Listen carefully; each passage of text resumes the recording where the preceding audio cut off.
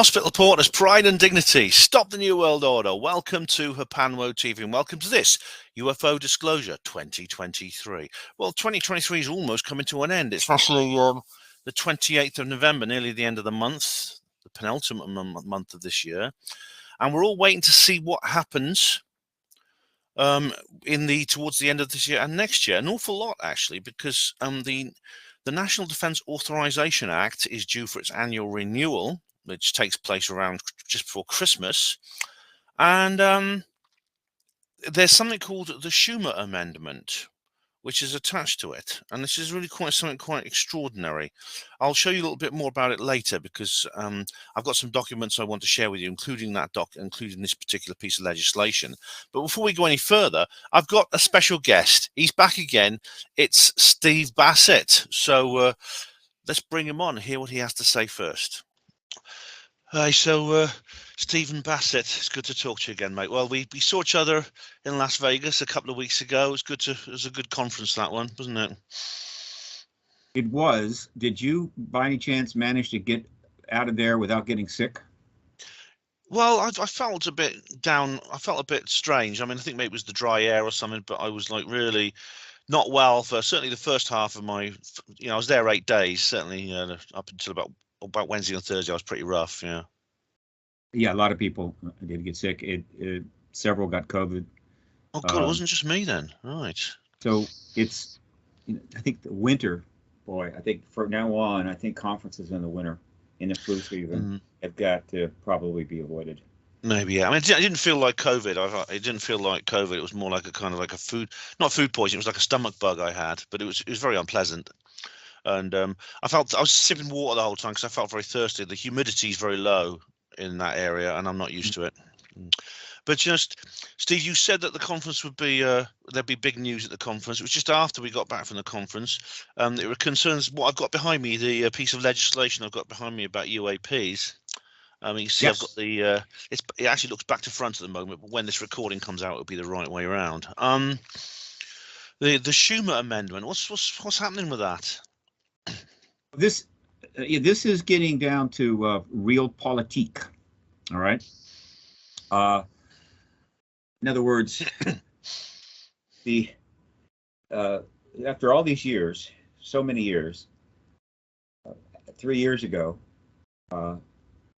because of the efforts of huge numbers of people and a particularly important stretch of time from December of 2017 and 2020, all of that, and a lot of it was all behind the scene, meetings, briefings, things like that. Though there's a lot of the podcast revolution was underway. Everybody's getting interviewed. The word is spreading even more and more. In other words, the media, in a sense, I say citizen media, social media, Twitter, yeah, what we do, and then eventually podcasts, when anybody can get interviewed, witnesses and so forth, just ran the truth embargo to the ground.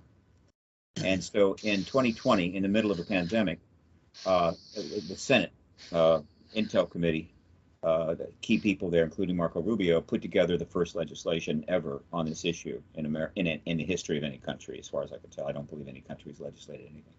And he came up with the language for the 2021 National Defense Act, which Authorization Act, which is an extremely important, huge act. So you put something in that, and it gives it great gravitas. Right? And that bill was passed and signed in December of 2020. And after that, that sets in motion, I guess you could say, the political machine. And so for the last 3 years, there has been who knows how many conversations, how many additional briefings, how many witnesses are going here, going there, as the Congress slowly gets up to speed with dealing with this issue as it always had to been dealt with. It doesn't mean that members of Congress didn't know about this issue years ago. I think the number of people in Congress that knew personally there was an ET presence would probably surprise people. Yeah, so after 3 years, we've had 3 substantial tranches of legislation that passed and signed by the president with very few changes. Meanwhile, the issue continued to progress. And then the last 12 months have been remarkably significant. Not surprisingly, given how intense the disclosure process was getting, how aware the public was, how much journalistic coverage of this has happened this year. I have logged in and linked on my website more articles on this subject this year than any other year, over twice as many than last year. So, and this leads to the fourth legislation, which has been put forth by Mark Schumer, Senator Rounds, and very strikingly, with the inclusion of Senator Majority Leader Chuck Schumer. And so this legislation was put together early this year and put up on the Senate website. And it is I think, the most important single act that the U.S. government has ever passed. The four legislations together mark, I think, the most significant legislation in the history of any republic. So this bill, which they deliberately titled the Unidentified Anomalous Phenomena Disclosure Act, or UAP Disclosure Act. That's pretty unequivocal. Yeah, that's not an accident. That's not, oh, gee, what do we call this, right? They're calling it the Disclosure Act to make it clear that this is now and always has been a response to the growing public pressure in the U.S. and elsewhere that the truth about our not being alone, about having extraterrestrial non-human presence, is they are dealing with it. They're confronting it. This is it. All right. The bill is extraordinary. It is long, 63 pages. I have a link where I have converted it to a single space Word doc or PDF that's much easier to read. I'm happy to send you that link in the chat. Cheers. I'll do that. Thanks. And we could talk for hours about it, but I'll get into it. But what this legislation is the final piece, well, almost the last piece of the infrastructure that the government needed to have in place. So when the president does confirm the fact that we have company, as it were, everything that will ensue immediately after that, our government is ready to deal with. We have a substantial legislative structure there. We have a formalized office, AARO, the All Domain Anomaly Resolution Office. The bill provides oversight to a number of individuals within certain committees. It sets up panels and review boards. It sets up a full process of vetting so that everything that the government has will ultimately be made public and end up in the National Archives. All of that is in place.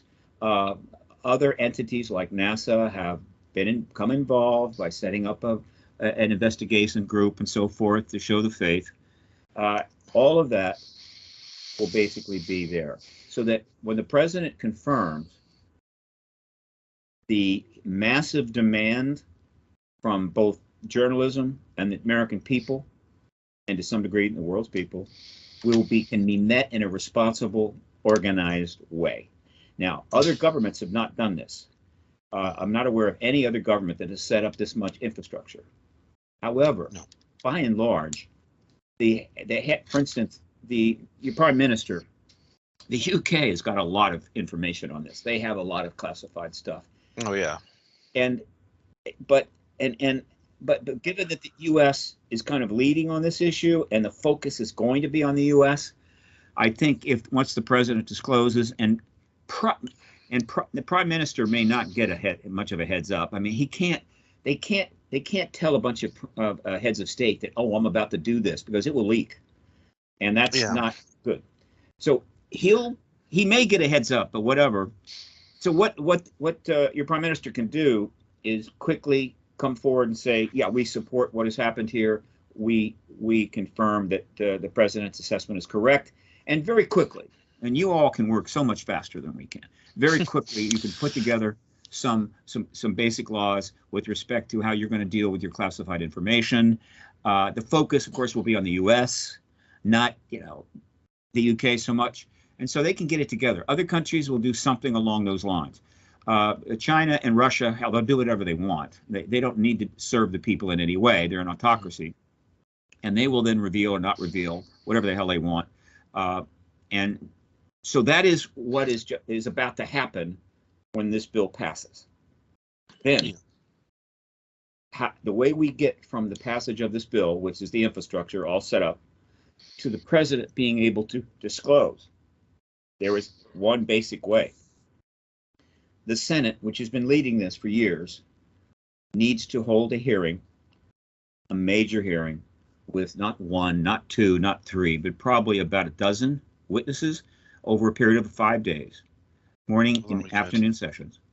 And all these witnesses will be like Grusch, right? They had 3 last time, but there was a number of others who were going to testify. I mean, no subpoenas were issued or anything, but I know some of them pulled out. Some of them pulled out. That hearing was not supposed to happen. The reason it happened is that Grusch came forward as a whistleblower, and really, he was off script.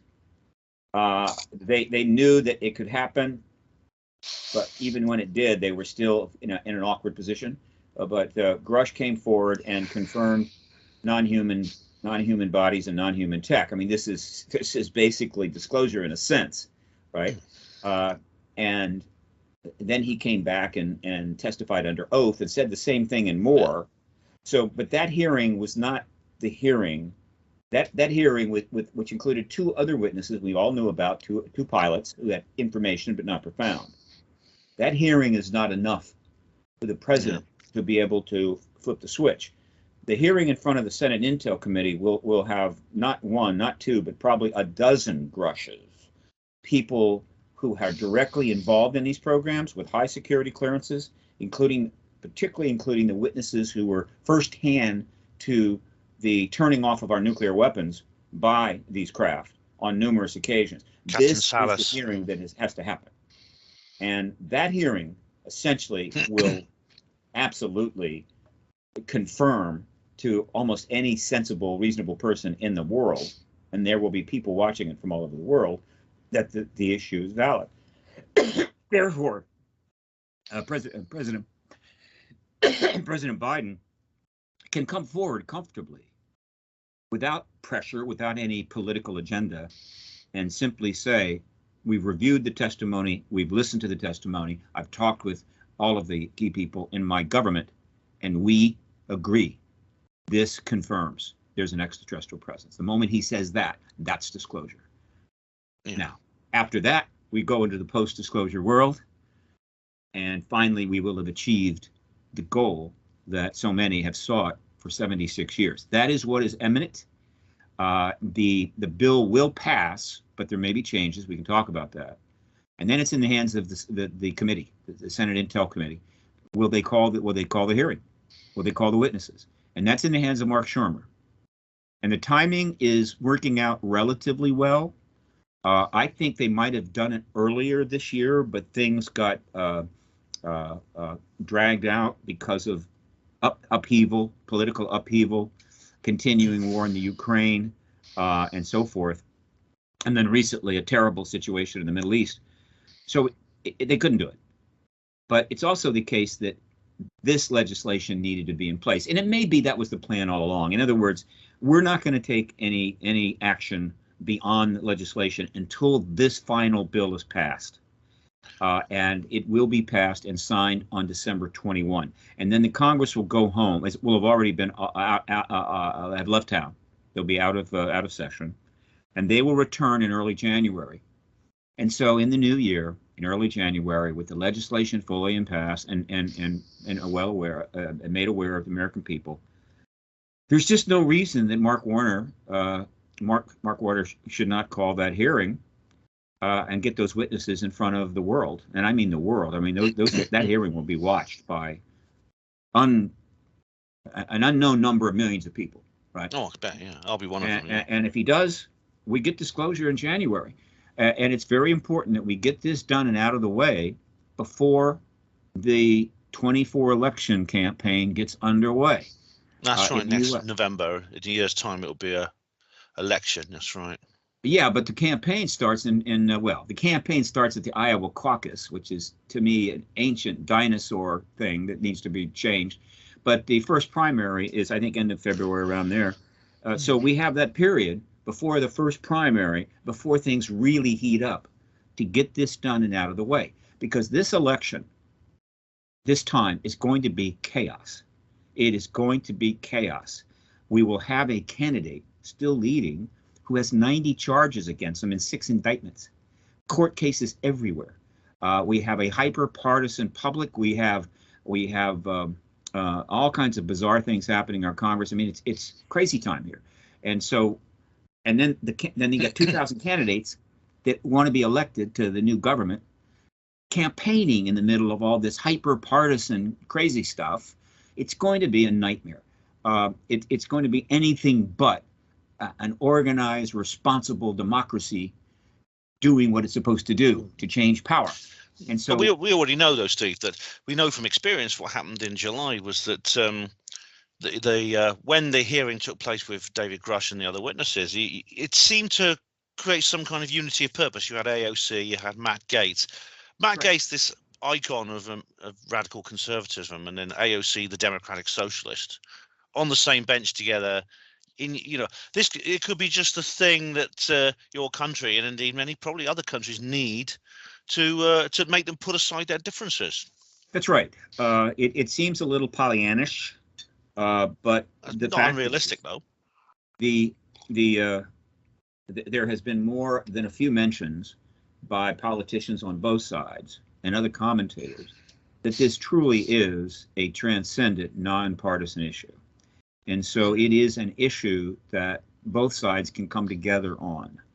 And by that, I mean this, and this sounds so trivial, but in fact, it's so important. In other words, if disclosure can get done, then all of the candidates naturally are going to address it. They're going to have to speak to it. It's not like, I want to be your senator, but I don't know about this ET thing. Well, candidate so-and-so, the president confirmed there's an extraterrestrial presence. You don't have a thought on that? No, they will. You see, they got a lot of books behind me. They're going to go read some of these books. They're going to watch documentaries. They may even talk to and call in some of my colleagues, maybe even me, heaven forbid, to give them some perspective. And so these candidates will be able to speak to this issue during the campaign. One of them already is. I mean, there's your friend John Buckman. He is, isn't he? Well, Joe Buckman has run 6 times for office, and but he's not able to run as a Republican or Democrat. He's running Libertarian and also as an independent, and he spoke to the issue, and he gets handled with respect. He makes very credible statements, and he's established, I think, a presence about this. I am hoping very much that a significant senator, perhaps one of the Utah senators, will consider bringing Joe on staff to help them navigate what will be the post-disclosure world. All right, he's got the credentials, of course. Unless he gets elected, and there aren't too many Joe Buckmans out there. Yeah. So you don't have to be elected to affect policy. So what the public will every time a candidate for office, even the most extreme right or the most extreme left, address this issue during the campaign, it's almost impossible for them to play their role.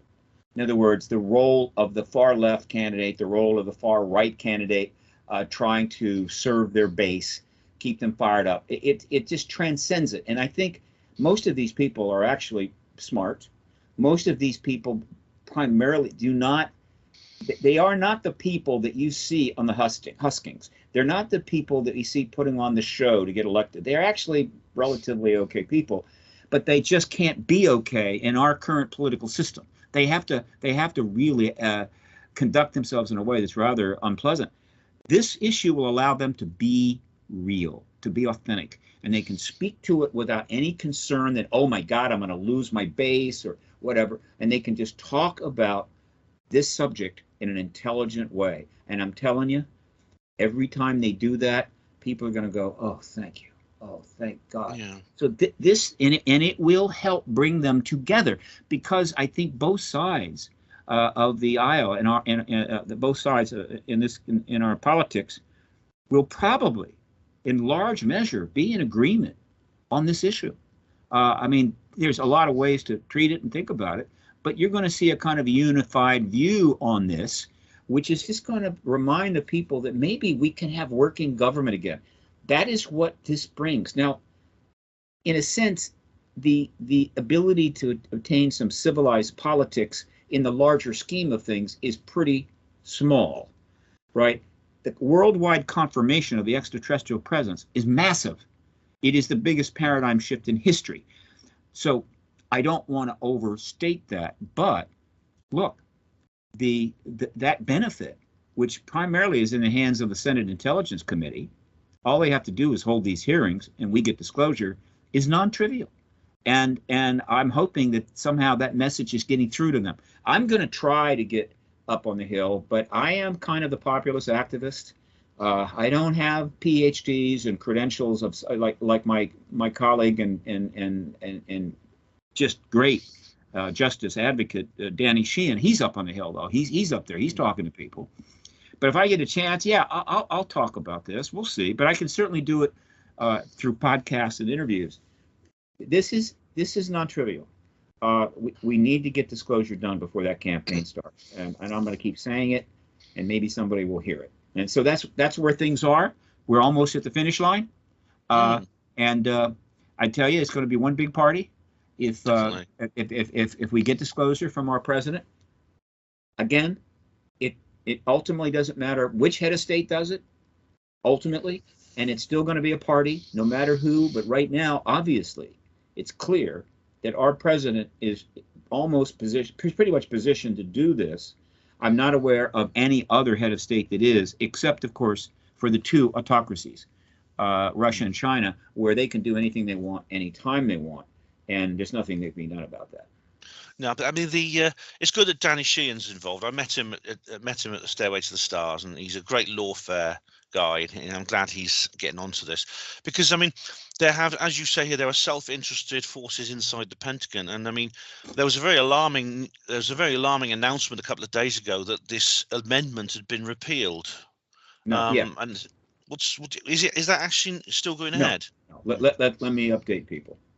What has happened is that the first three tranches of legislation passed with very little difficulty. Okay, but this bill is serious. I mean, this bill is really clear that this is probably the piece of legislation that's going to wrap up the infrastructure. And so now we're heading towards home, and politicians and people on the Hill are getting serious about what they want or don't want. And so this time they have stepped in, and it's gotten somewhat political. It was never going to be totally non-political, but it's gotten somewhat political. So here's what has happened. This bill, and oh, by the way, I was going to send you that link. So hang on a second. Let me get that link to you. I've got the actual text is actually it's actually quite long. It's 64 pages here of the actual amendment. If you open this link I'm sending you in the browser, you'll see that I've made it real easy. Hang on a second.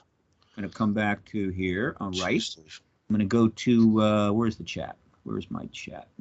What I got? A chat. There we go. And I'm putting it in right now. Okay. This is I've converted the bill, which in bill form is very hard to read. And that's what's behind you, right? Yeah, okay. It's like it's all in lines, and here we are. I see. Right, sure. Okay. Let's have a look. Okay, so I'm just opening it now. If you open this link, you'll see, and you can put this link out to people at your convenience. Will do. I don't think can I share. I don't think I can share in Skype. I don't think I can do that. You could. I've just managed to open the link, and it says here the division may be cited as the Unidentified Anomalous Phenomena Disclosure Act of 2023. Right. Yep. You put some things in red here, in red. Yeah, I've highlighted areas that I thought were particularly important, but I'll be honest with you, when I could have highlighted the whole thing. There's almost nothing in this bill that isn't important. It is just significant from start to finish, starting with the title, Unidentified Anomalous Phenomena Disclosure Act, the UAP Disclosure Act, right? You don't normally get that with politics, do you? They normally dress it up in all kinds of evasive gobbledygook, but they actually say UAP disclosure. I mean, it's like, it's incredible, rather frank and sort of unequivocal for a politician. Okay, so here is where things got interesting. And I think that this was a positive thing, but it was definitely disruptive. And that is that as this thing got stretched out, not surprisingly, there was the potential for anything to happen. Any number of things might suddenly happen because this thing was still hanging fire. And what happened was David Grusch. So David Grusch, in early this year, made a fateful decision that he, because he was getting threats that could not be fully resolved by redress by the Inspector General, threats to him, threats to his family, because he had provided appropriately information to the Intel Committee that he had received from insiders, right? Made the decision to go public as a whistleblower. And so Grusch gives an interview to Ross Coulthart of News Nation.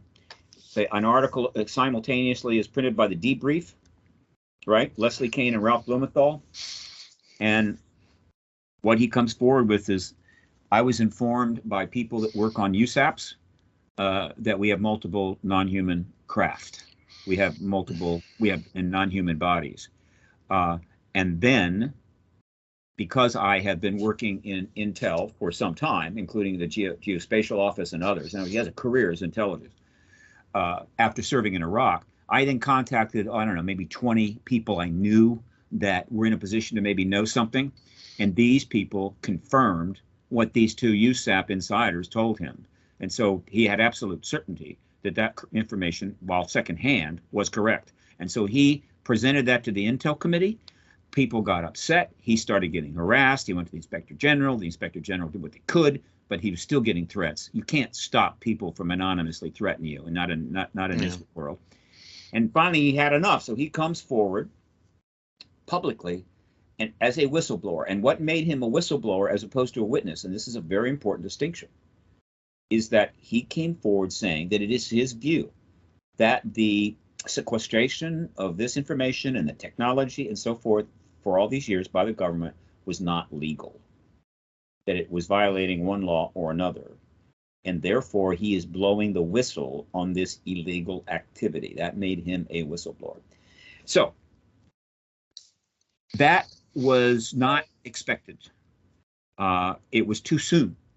The process underway is a relatively scripted process to get the infrastructure set up for disclosure, not to disclose, right?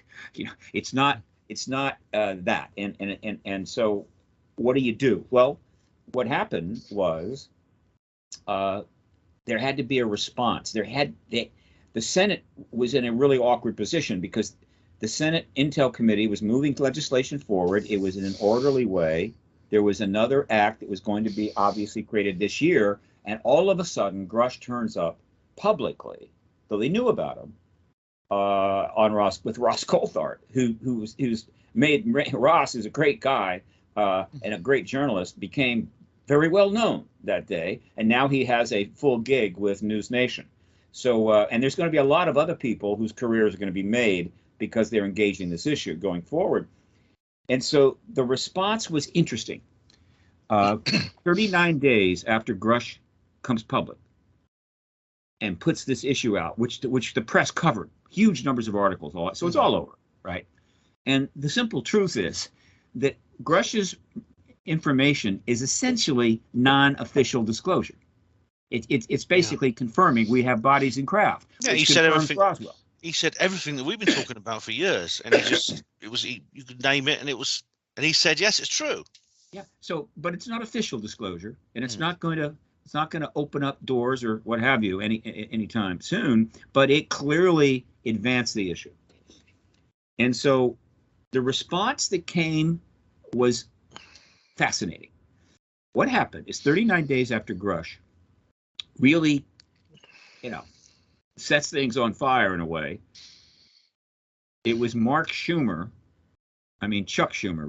Schumer, who responds, right? And how did he respond?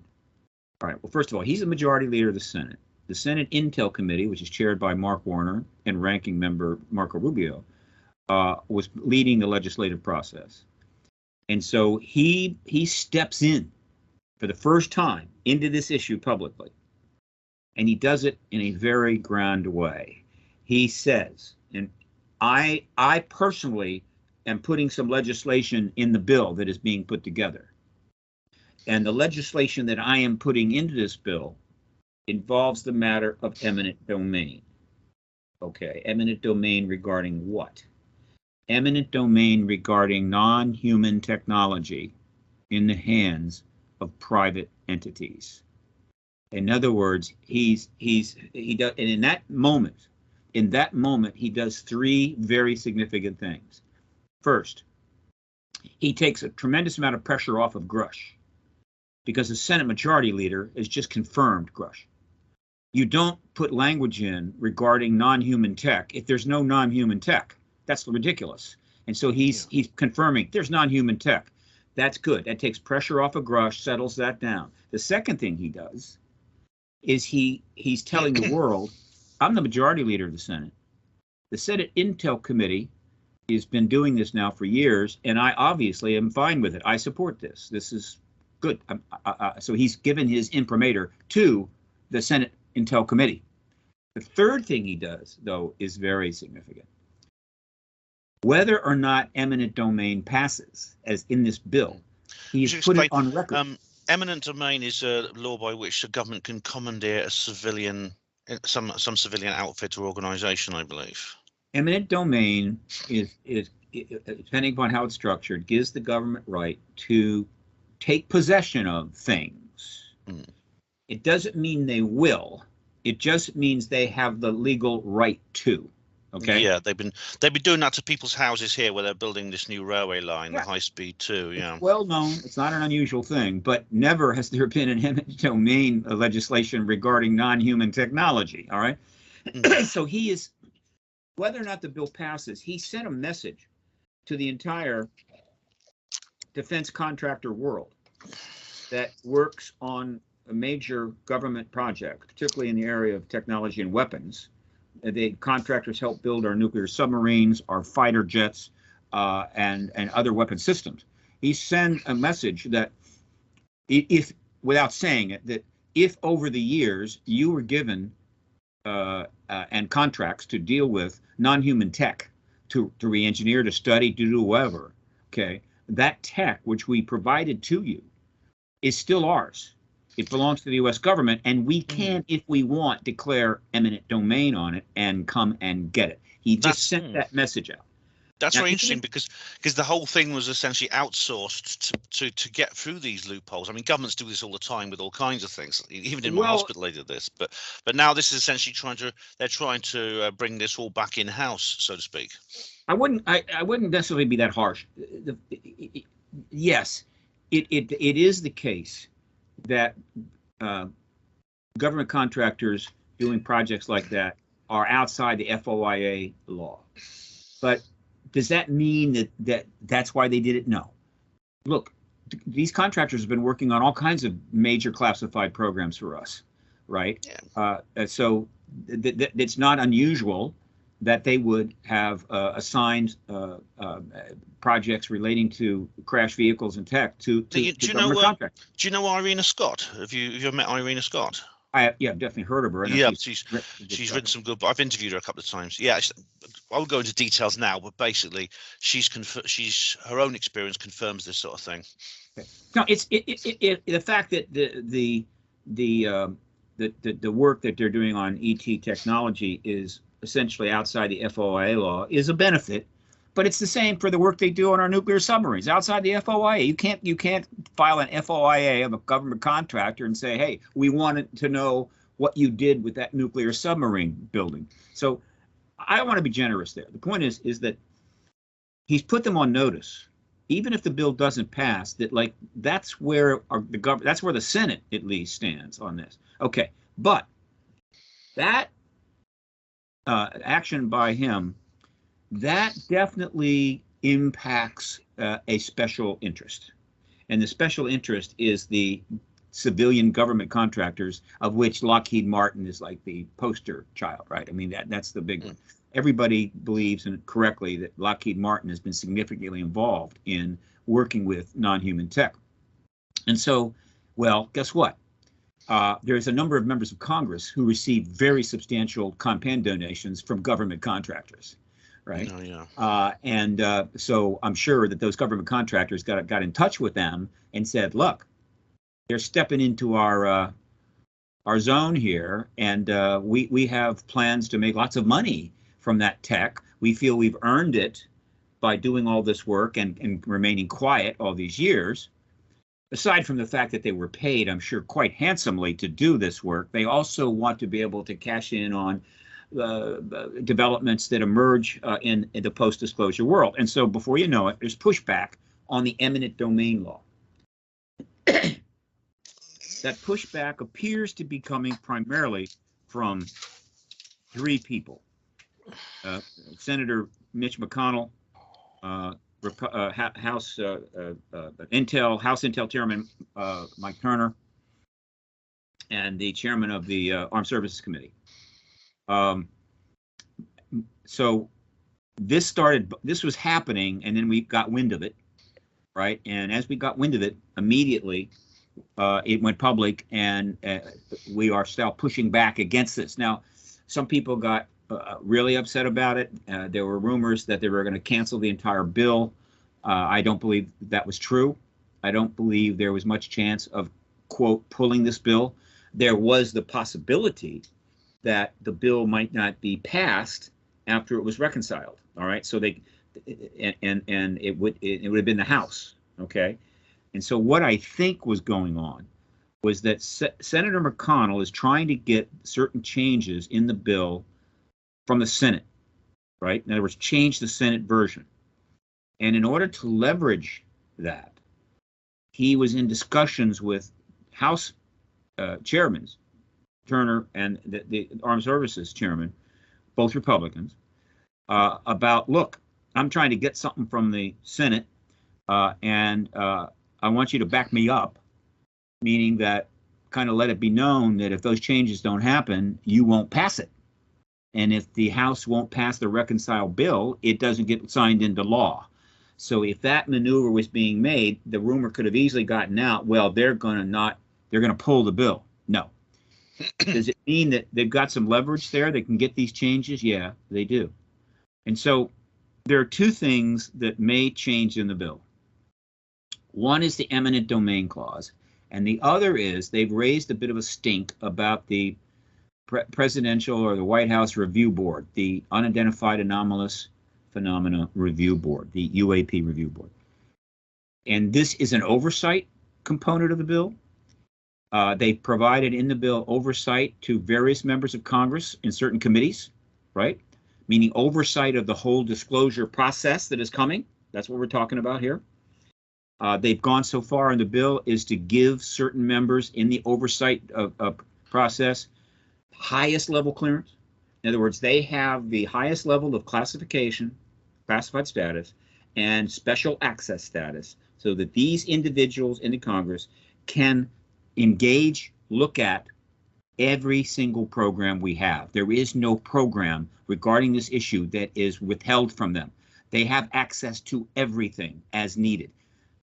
That's a milestone matter. And so what they're trying to do is they're trying to close this gap we've been talking about for all these decades, where by and large the Congress was essentially out of the loop, and that oversight for a whole bunch of programs was simply not even there. They're closing that, okay? And so that's fine. But they also included a presidential panel of 9 people that the president would nominate, and they have a huge section there about how that would happen and who kinds of people that could be on it.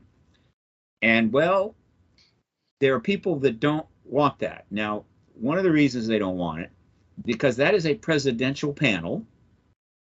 It's White House. And, well, the White House is in the hands of the Democrats, not the Republicans. And so they're not keen on the White House, the Democrat-controlled White House, having this very powerful oversight ability. And that's one reason. The other reason is they feel it's too much bureaucracy. They don't need that much, whatever. Okay. And so they're pushing against that. I don't think they'll get that. There's just not a significant rationale. But the eminent domain, I think they're going to get it out. But what they're doing, though, is, and they have no choice, is that they just can't pull the section.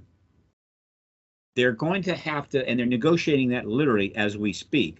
They're going to have to rewrite it in very complex ways to protect these contractors and give them this ability and that or whatever, so that they simply can't be stripped of the potential benefits of this technology. Well, what's good about that is that to the extent that they're doing all this rewriting to protect the contractors, they're further acknowledging to the world there's no way they would be going through this elaborate process to give them all this protection if there is no ET technology in their hands. I mean, they're just reinforcing the reality of this, okay? They wouldn't be kicking up such a fuss if it was over nothing. And I mean, exactly. Yeah, and these companies, presumably Lockheed Martin, are giving, that you said they were giving like funds, campaign funds. They're giving money to these individuals you mentioned. They're donating. McConnell, etc. Defense contractors donate millions of dollars to certain candidates, by and large, both Republicans and Democrats. Usually, these are certainly the ones they're interested in are the ones that serve on the Intel committees and the Armed Services Committee. And so, yeah, we got a special interest there. Now, these contractors are doing the government's work, right? They're not breaking the law. Right? So their self-interest is understood, and we can make elaborate, we can project elaborate reasons why this technology should belong to the American people. You can make a case it belongs to the world's people. This will all come up, I assure you. And so, to be honest with you, the actual disposition of the non-human tech in the hands of the American government and the UK government and any other government will really be resolved post-disclosure. Whatever law is in place, fine, but it will be reviewed in the post-disclosure world. And there will be there's going to be a great deal of discussions and diplomacy and everything else about how we really want to deal with the ET tech and who benefits and in what way and so forth. And I think that there will be other laws. So I think what's in this bill right now is just not that big a deal. So I don't care whatever they write on this. I don't care what it comes out. If the bill gets passed, the rest of the bill in and of itself is extraordinary. And so that's where the situation is. Even without the eminent domain, it's still going to say UAP disclosure on it. Now, they have to have this reconciliation done by the 14th of December, so it's not long. No, and probably it won't take that long, but it has to happen, and then we will know. And then if it passes, then it will be signed on December 21. And the other thing I'll mention, if you want to sum this whole bill up in one fundamental statement, what this bill does is create and describe the entire process, including reviews, including oversight, who, what, where, when, and how, the entire process, where ultimately everything the United States government knows about the extraterrestrial presence, the technology, bodies, all the files, studies, everything that is in the classified world regarding this issue will make its way out of that world up through a review and process, public, and then being presented to the public, and then ultimately ending up in the National Archives. In other words, the ultimate disclosure, what we call full disclosure. It doesn't say how long. It does provide certain time frames in terms of getting reports on this and so forth. That's built in. But ultimately, what is there is here. We've legislated how you get full disclosure. And then the question is, will it take a year, 2 years, 3 years? But I'll say this, it's going to start almost immediately. And here's why. Because one of the things in the bill, which is quite extraordinary, is that all files and documents older than 25 years, in other words, everything that was signed, initiated prior to 1998, technically is fast-tracked, meaning that is free to start being reviewed immediately. And so all of that stuff, which goes all the way back to Roswell, all of that will immediately put into the pipeline right away, okay? And a lot of it will be easily passed on. I mean, a lot of it will go through the pipeline very quickly. And so it won't take very long at all before we're starting to get previously not known documents from the files, but all predating 1998. And so the public is not going to have to wait long to start getting information, start seeing some pretty amazing things. And so the public is going to be very happy about that. And so as long as information keeps coming forward, the public is going to be very, I think, reasonable about the timing. Yeah, well, once that happens, you can't. There has to be some kind of statement from the government. I mean, you can't exactly ignore it when this information like that is entering the public domain. Oh, the process. Yeah, here's the other thing. Look, the law sets up the basis for this to happen. There's no question. And even if the president doesn't disclose, the law is in effect. So even if the president doesn't disclose, this process of bringing information forward theoretically should begin, right? Now you see the awkwardness here? All of this process is confirm the ET presence. That anything that comes out is going to reconfirm the ET presence. And so the idea that the president is going to sit there in the White House like, well, you know, I don't know, let's just see what happens. No, it's just going to create enormous pressure. What's going on? And so logically,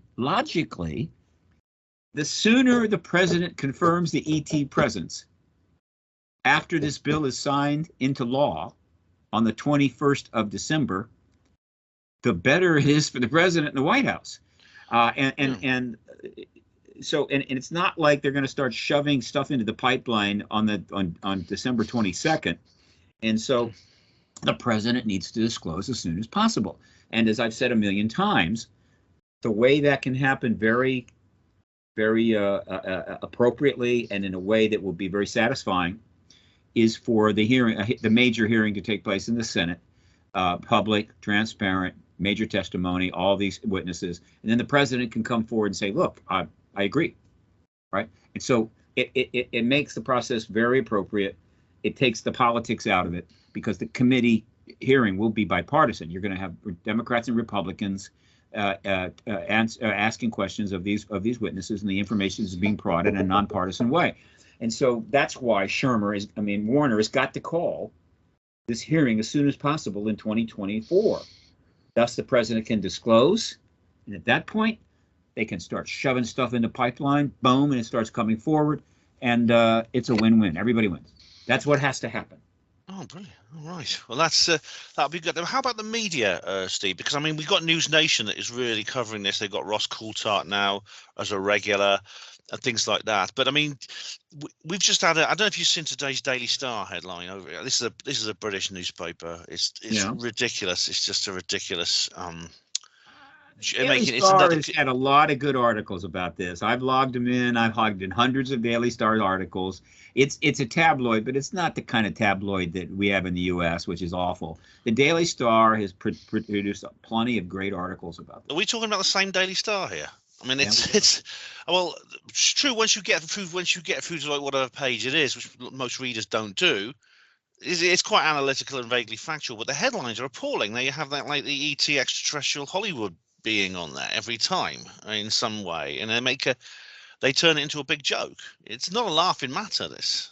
You know, again, I've read these articles, and they occasionally do that, but they also do some very straight coverage as well, and that's important because the people in the UK love their tabloids. They love the Star, they love the Express, they love the Sun, they love this. They read them constantly, and these papers have covered this issue more than any other papers in the world.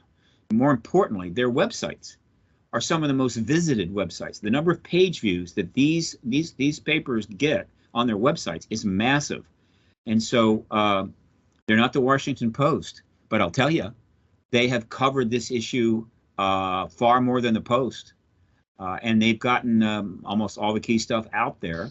And they frame it a little bit for their audience, but don't underestimate how important your paper's in the UK. And by the way, the Times of London barely touches this issue.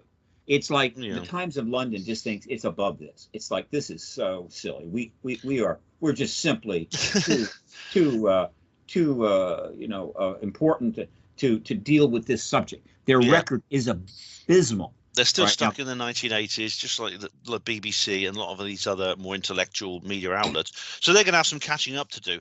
But I mean, do you believe like the popular press, the tabloids in the UK, do you believe that when this process starts, they'll cover it more seriously? I mean, they'll cover it honestly, and I think they've always covered it honestly, but they'll probably be a little less. There will be some stories that they'll pass up on because people are not going to be interested in some of that frilly stuff. They're going to want to know the hard stuff because now it's legitimate, and so they don't need to attract eyeballs by, I don't know, silly headlines. So I think they'll probably get more. I think everybody will get more serious, right? Yeah. And there's been an encouraging opinion poll I was looking at the other day. I think it looks as if the number of people who accept the ET presence has increased an awful lot in the last few years. Of course, the doubters have sort of like shrunk. The don't knows and the yes, it's aliens have increased enormously. The doubters, those who positively disbelieve, are now down. They've now down to less than like 40%. So that's quite a good sign, I think, Steve. I'm surprised it's that much. I'm sending you a link to my. I'm sending you a link to my. It's coming right now. To the print media archive. That's my print media archive, and people can go there and they can read a couple of hundred Daily Star stories and make their own mind up. But I see them. Yeah, the Sun, the Metro. these are great. These are great British kind of like popular journalists. And there's various others here. News Nation, of course. Yeah. I mean, make sure I'll put links in the description box to these, Steve. I will. I'll do that. Yeah. Well, I'm up to 1,700 articles this year. That's the most ever of any year, my curation of these articles has been consistent. Last year there was 800. This year is 1,700. It's probably going to end up around 1,900 articles about the UAP issue, and in those 1,900 articles, maybe 4 or 5 are silly, skeptical pieces, right? Yeah, they do turn up, but the stigma attached to this issue is almost virtually gone. It's simply gone. Yeah. Well, if you see like a lot of the people who traditionally skeptics some of them seem to see the writing on the wall, like Sam Harris and what's that other guy, Simon, I forgot his name, the Scottish guy, I can't remember his name, but they're sort of like trying to rewrite their own history right now and pretend, I always knew this was real, I told you, didn't I? And which of course they didn't, but I'm sure they will. I'm sure they will. And whatever, if they're righteous people, they'll apologize. They'll apologize for getting this wrong all these years and for some of the more stupid statements they've made. But by and large, the ones that I'm aware of, I don't think they have the character to do that. So no, I mean, there was some. I don't care. I don't care what happens. Exactly. A couple of them they will simply retire, I think, because they're not man enough to own up to it. Now, Steve, another thing I just wanted to cover with you, the Hollywood Disclosure Alliance. I mean, you've been writing about that lately. What's that exactly? This is pretty cool. And I'm really thrilled I was able to do it.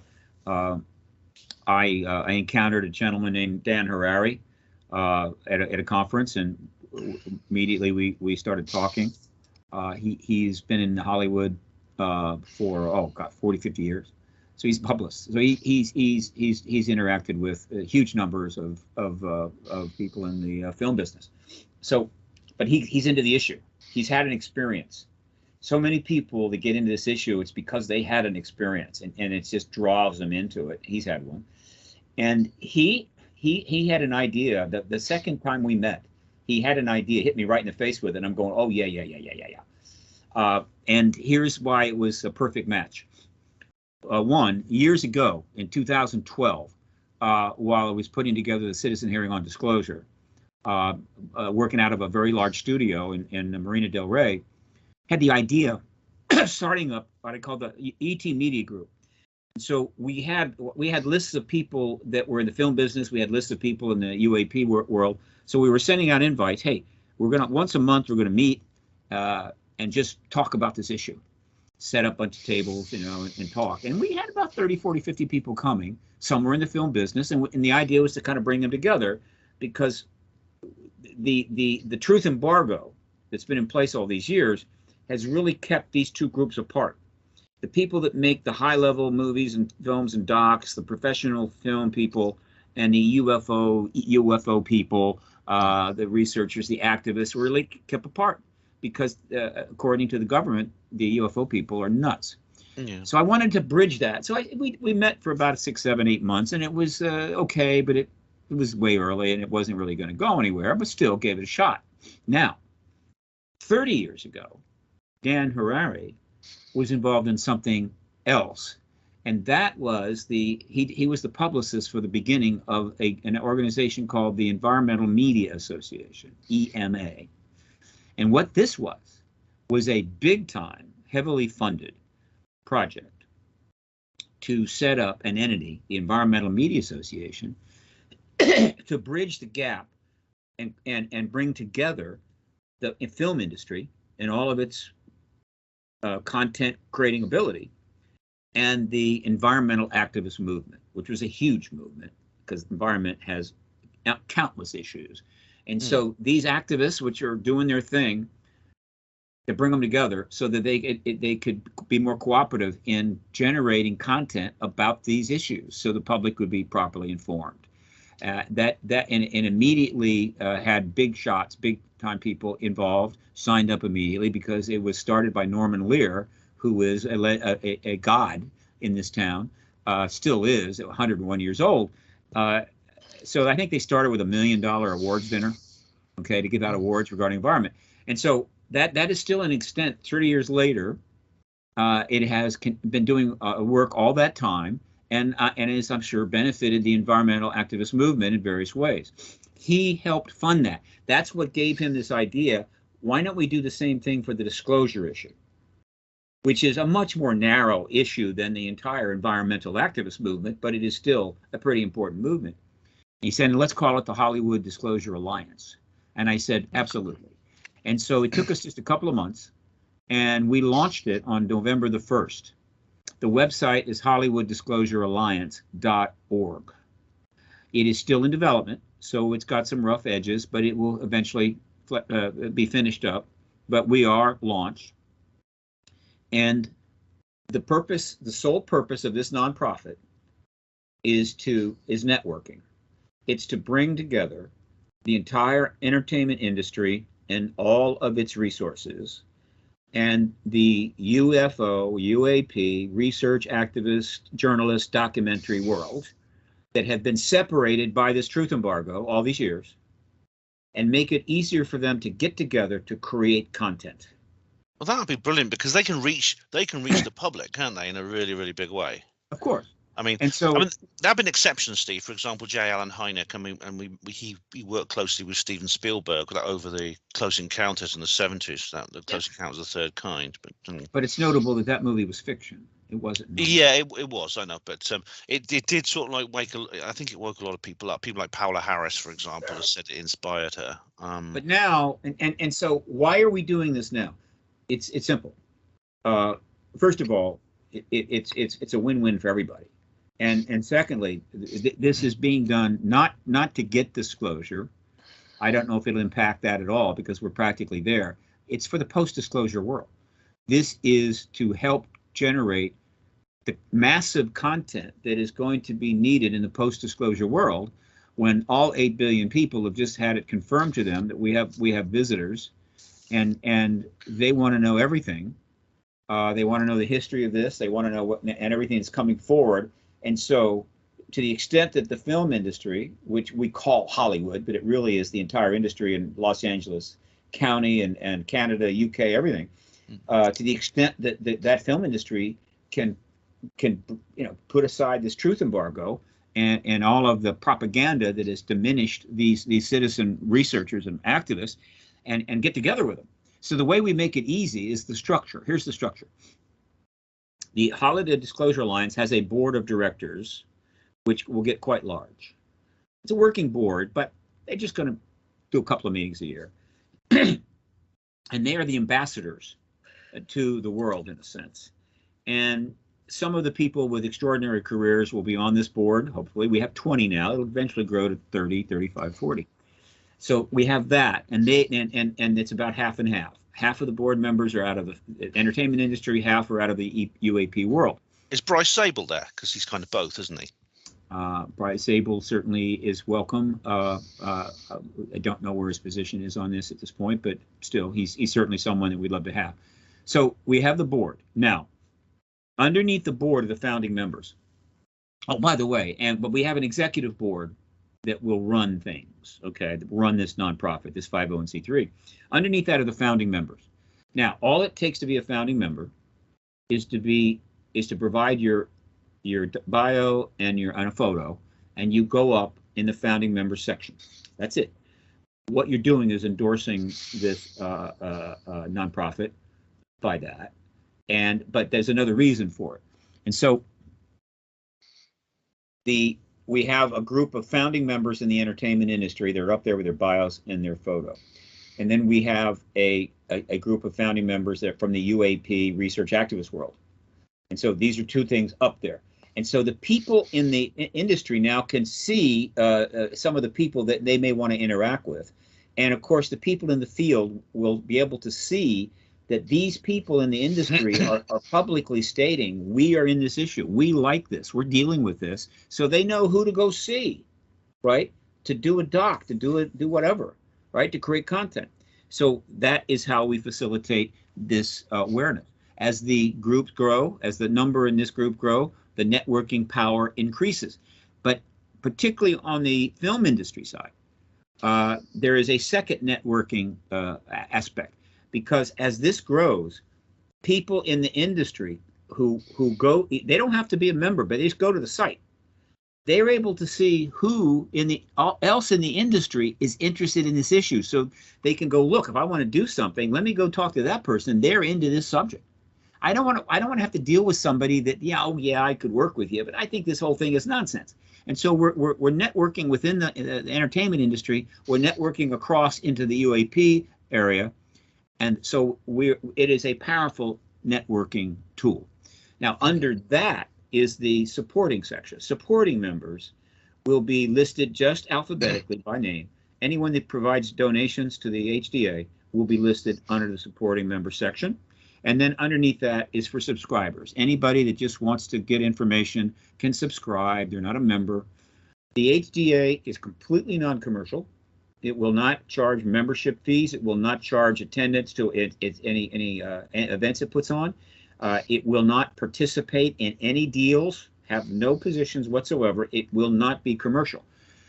What it's saying and what it's doing is saying, y'all get together, do projects, do documentaries, do films, do streaming series, get the content out, and by all means, make money, right? Make money, because money will allow you to lead your lives and will allow you to do more work, right? Exactly. I think there's nothing wrong at all. I know some people criticize anyone who makes money off this, but I think good for them. Let them. Well, if you're not making money, you can't keep doing what you're doing. Exactly. It's actually very healthy when people are living off this. That is the Hollywood Disclosure Alliance. The new members, the way new members are added is they have to be referred in by other members. So other members refer somebody, the executive board will review them. If the people have enough time and grade, background in the respective areas, they will be added as founding members. And it's pretty much the same for the board. They have to be referred in, but the board is a little different. So I anticipate the board will be up to around 30 members in another, by mid-January at least. And we're hoping to have at least, I'd love to have about 150 founding members by then. Right now, there's a whole list of UAP people that want to be in the Hollywood Disclosure Alliance, and God bless them. The trouble is, is that we have to keep some balance here. We can't have 30 film industry founding members and 130 UAP members. And so we're trying to build up the number of film industry, entertainment industry founding members so we can add more of the UAP people in. And so it's just a matter of balance. So, but again, it's going to grow. I think it's being well received. It was launched with a scoop article in the Deadline, which is one of the major Hollywood inside papers. We have sent out press releases. It's not getting massive attention yet because there's so much else going on. But sometime in the future, a big shot, somebody AAA list person is going to sign on, and when that person joins up, that's when the media really starts paying attention, and it's only a matter of time. So I'm very happy about this, and I am the executive director. Don Harari is the chairman. Paul Hynek is the chief financial officer. Danny Sheehan is one of the board of directors, and Jeff Stein, who is a longtime professional in the film industry and music entertainment, is our director of development. So it's the real deal, and so I'm very happy about it. And it's just in time, because again, this cooperation and networking is going to be absolutely essential in the post-disclosure world. And believe me, we're happy to have UK members, UK people in the founding members on either side.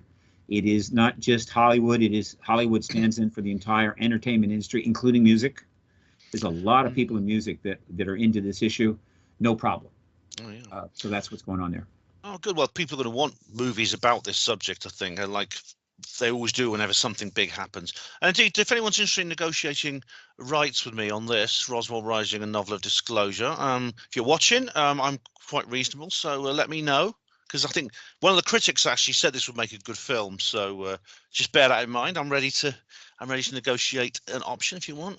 Absolutely. I mean, this is you're joking a little bit, but no. Look, Ben, you are welcome to be a founding member. Oh, thanks. And that's fine. Now, it's going to take a little time to get you in because we've got to get these film industry founding members. But yeah, you're welcome to get a founding member, and then you can then network within the Hollywood Disclosure Alliance to see if you can find interest in your book. This is already happening, by the way. There's already been some networking going on. Now, the other thing I'll mention is how the networking will be handled. It will be handled responsibly. In other words, unless there's a change, unless the board changes, and I don't think they will, anybody who signs up is a founding member agrees that the executive committee, if another founding member wants to reach out to you, we will provide that person your email address. Okay, you're agreeing to that, not their phone number, just the email address. And so again, they want to reach out, they get the member, and they contact this other founding member. If you're not a member of the HDA and you want to contact somebody in the HDA, in that case, what we do is we will take your founding, the person that's outside the HDA, we'll take their email address, we will provide it to the founding member, and then that member will decide whether they want to reach out. All right. And so that is how the networking will take place. Now, people can network all they want outside of that HDA. They don't have to go through us. They can find other ways to contact people, and that will happen as well. As long as the networking continues to expand and grow, there will be substantial benefits to everyone involved, as well as the public, which is going to want as much content, legitimate, high-level, high-production value content on this issue as they can generate. And I'm not talking about more fiction films about ETs. I'm talking about nonfiction, obviously. Yeah, that's right. It's something to look forward to, I think. And there's been some pretty good films already, even in this pre-disclosure world, on the subject, and I'm looking forward to seeing more of them. And well, there's projects underway all over town. I mean, they've woken up, right? So it's happening. We're just trying to enhance it a little bit. Recently, there were two major nonfiction projects coming from high-end A-list Hollywood, right? Which is great. 2 years ago, one came from J.J. Abrams and Bad Robot, which is A-list, right? Top of the Yeah, line. he's And the series was called UFO. 4 oh parts. right. Yeah, I mean, I've not, I've heard of that. I know the one you mean. I don't think I've seen it yet, but of course, J.J. Abrams' UFOs is quite well known now, and it's I don't know if it's actually available on our platforms. Yeah, It was the on our highest site. rated show in the history of Showtime.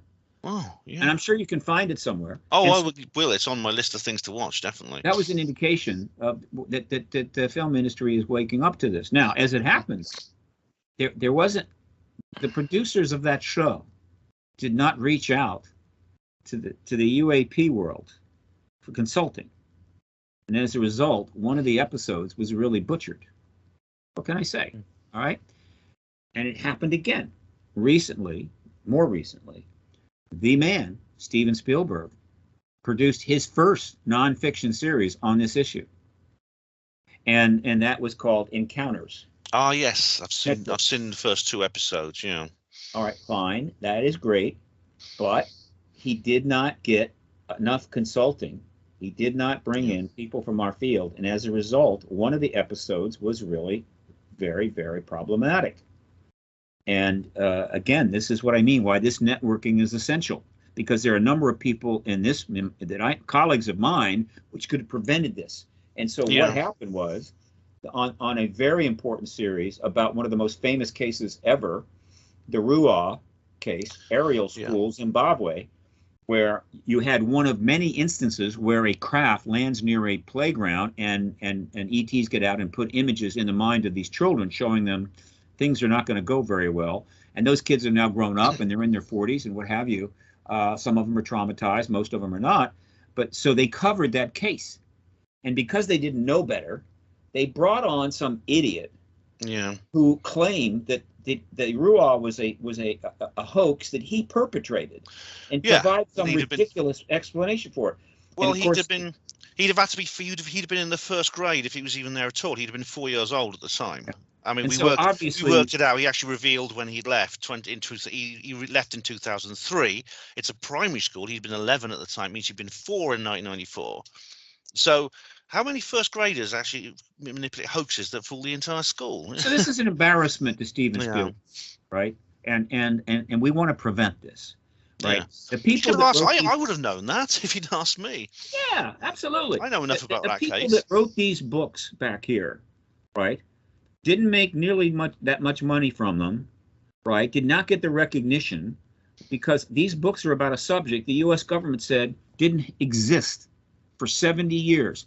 And so they did their best. They printed what they could print. They did what they could. They did not get the return on their effort that they could have.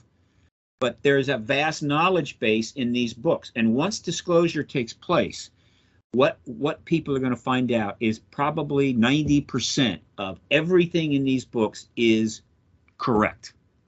But up until disclosure, it's like, well, can't be true. Government says there's no ETs. And so the industry needs to draw on this massive resource. These people need to be acknowledged. Sadly, many of them are gone now. Yeah. And the Hollywood Disclosure Alliance is an effort to try to improve that connection, right? Good luck and to them, get recognition for these people and get them work and get them projects so that they can be active in the post-disclosure world and not pushed aside because, well, the big boys are in town now. Exactly. Well, they don't want to be right from here. They don't want to be right at the back of the starting grid when the light goes green. They want to be up near the front, and that makes all sense. J.J. Abrams is a genius. Steven Spielberg's contributions to this field, with his fiction movies, are profound. I have nothing but respect for them. I'm simply saying that the truth embargo has not served them well in this case, and hopefully they will now start taking advantage of this vast resource that has been operating outside of the mainstream world due to the truth embargo the government has imposed. Yeah, absolutely. Now, I believe people can. You posted. I think you sent me something about how people can to make it rain, as you call it. You've got a list. I mean, obviously, I can't write myself to representatives. I'm not American, but if you are, you can write to your representative. Well, not true. Not true at all. Right. Oh, no. I just sent out a, and I'll send you that link Hang on a second. The link is up on all my social media. You can find it. Oh yeah, I But follow let you on me, all the media. Yeah, But there's a let list me- of the Senate Intel Committee, the Senate Armed Services Committee, the House Intel Committee, the House Armed Services Committee. You can like do this make it. I remember the Make It Rain thing we did a few years ago. Do you Oh remember yeah, that? that was more traditional, but this is different. That was the Here is- citizen hearing. That was the citizen hearing. Here is what's cool. Okay. Let me see if I can bring this. Do I have it? Hang on. I may have it. I may not. I can always add it later. Whatever. All right. Well, here's the deal. I sent it. It's on Twitter. It's on my Facebook. No, it's I'll find I it. sent out a post because we just recently learned that there was pushback against parts of the bill. Okay. And so naturally, we had very little time to deal with this. All right. And so trying to get you up here. Hang on. I'm just scrolling through your Twitter feed. So we had to move fast. And so how to get in touch with the members of Congress to let them know we want this bill passed, preferably as is. Okay. Well, there is a way that some people may not understand. So I explained it to them. If you want to get messages to a lot of members of Congress fast, the way to do it is through Twitter tagging. Okay. And what is Twitter tagging?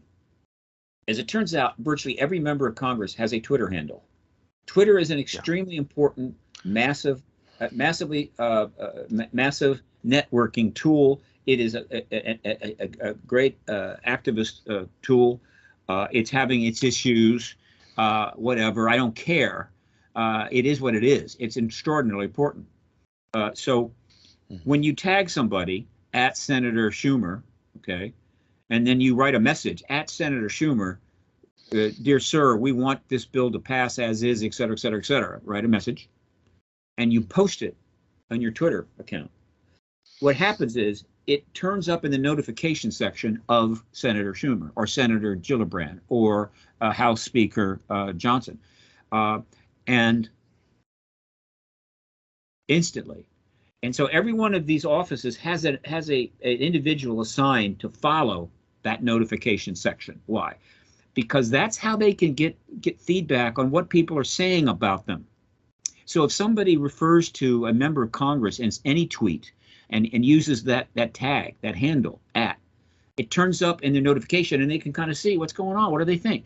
And so if hundreds of messages start turning up in the notification section because they're tagged to that account, the staffer can see that and go, whoa, this is interesting. Let the member know. The member pulls up their Twitter account, goes to the notification system, and can literally scroll right through and see what people are saying and how many of these are coming in. It could not be easier. And so what I did was I sent out the Twitter handles for 100 members of Congress, all of the Intel and Armed Services Committee members of both the House and the Senate. It's about 100. These are the ones that probably most appropriate. And I said, look, you can tag messages to them at will. And here's how easy it is. Drop a nice message. You got the list on your right. You got your Twitter open on the left. And you just go post at Senator, copy paste the message. Then go to the next one, copy paste the message. And you can go through 100 and you can do it in no time at all. Boom. Okay. Yeah, I did over 600 last time. I remember. Yeah. And you know what's interesting? Unlike letters and calls and other stuff, anybody can do it. If you've got a Twitter account in the UK, you can do it. They can come in from anywhere. Right? That's right. And when they come in, by and large, they're not going to know that you're in the UK. As far as they're concerned, it's just another person wants the damn bill passed. And you know how many people are on Twitter worldwide? It's a big number. Oh, it's so about 1.5 billion or something. I don't know. So it's about a third of the people in the world or something. Some people know this, but a lot of people don't know that this is how it works. And so I got that out there, and it's the best I could do to get immediate feedback going into our Congress members, the key ones. But technically, you could do all 535 because of the 535 members of our Congress, maybe a half a dozen do not have a Twitter account. That's how important it is. But that's a lot. And so I just focused on that 100. And so that's underway. We'll see if it has any influence, but it's something to remember. This is how you can get a message into anybody using the tag. All right. And it's particularly useful when you're talking about Congress and activism. Right. Well, I'll show that to the viewers in the because I'll add a couple more a bit more commentary onto this video. So I'll show them. I'll show all these details at. And I'll send you the link. Things. I'll send you the Steve. link to something where they can actually see this curated list of Twitter handles. Oh, many thanks, Steve. Yeah, and of course your website will be in the it'll be in the description box, so viewers can go and check all Steve's stuff out there, and I'll show you a little bit more of his stuff before we close. But Steve, I want to say it's been really great. Thank you very much for your time, and thanks very much for being on the show again. It's really good, and this is it's exciting, isn't it? What's going on? I feel quite thrilled. It is. Before I leave, I need to do some promos. Oh, definitely, of course. First of all, please, folks, follow me on Twitter. I need followers. I need people that I can communicate with. So it's at Steve Bassett. Follow me on Twitter, please. I want to mention that my colleague Danny Sheehan has formally launched his New Paradigm Institute, which they've been wanting to do for years. The New Paradigm Institute is a think tank. It is a nonprofit. It's probably ultimately going to raise several $1 million. It's going to be a major think tank. It's going to have a very substantial advisory board, high end. The New Paradigm Institute just sent out a press release, and I put that out. I'll try to get you a link on that about this situation. They've already opened their Washington office, which is 1 block from the Capitol. They will have an office in Los Angeles as well. And so that think tank is underway, and I'm sure they would welcome donations. And I think it's newparadigminstitute.org, pretty sure. I remember Danny mentioned it at Stairway. Yeah. Yeah. He did. He mentioned this organization he was setting up. Yeah. Yes, indeed. So I want to mention that. And I want to mention that there is a major conference coming up next year. That's the Contact in the Desert conference, which is now up and going again after the pandemic pretty much set it back. Next year is going to be probably double the attendance. It's going to be huge. So Contacting the Desert, Indian Wells, contactingthedesert.org, I think, or com, probably .com. I'm going to be there. I'm helping to produce it. Given what's going to happen between now and May 30, it could be quite an event, a celebratory, enormous excitement. So I invite people to come to Contacting the Desert. But if you want to come, you can put off buying the tickets, but you had got to get your room now. You don't get that room, you're not going to get in a room in that area. Those rooms are going to be locked out. It's going to be sold out. So book your room, and you can get your tickets whenever you want. So Contact the Desert is coming up. I'm going to be in Mexico City in a couple of days presenting at the World Ufology Congress. So I don't know if that's going to be, they're going to record that and make it available later, a live stream. I don't know, but I will be down there. Looking forward to that. I am I'm very much interested in getting more podcasts. Anybody that is doing a podcast on this, I'll book immediately because I want to do as many podcasts as I can while they are in the reconciliation process. So in other words, as many as I can between now and 14th of December. So contact me if you are doing a podcast, and I'll book it up. And so let's see. I think that's kind of it. Cool. For now. So thank you. You're welcome, Stephen. Thank you. And I'm sure there'll be some updates pretty soon. I'm hoping to get to Contractor in the Desert. I'm making plans to go there actually, because you know, I mean, Stairway was all right, but I mean, this is much more ufological and disclosure based. So, Stairway was tougher than it. They were beset by so many problems. It's a shame.